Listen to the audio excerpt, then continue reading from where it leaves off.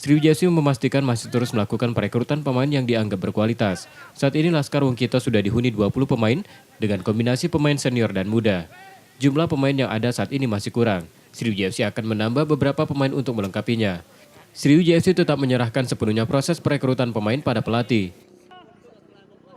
Target 25, tetapi 25 itu tidak mesti, kalau ada bagus lagi 26, ada bagus lagi 27. Artinya kita ingin pemain Sriwijaya FC ini betul-betul pemain yang ideal dan bisa memenuhi keinginan para manajemen, para supporter, para penggemar Sriwijaya FC lolos di Liga 1 tahun depan.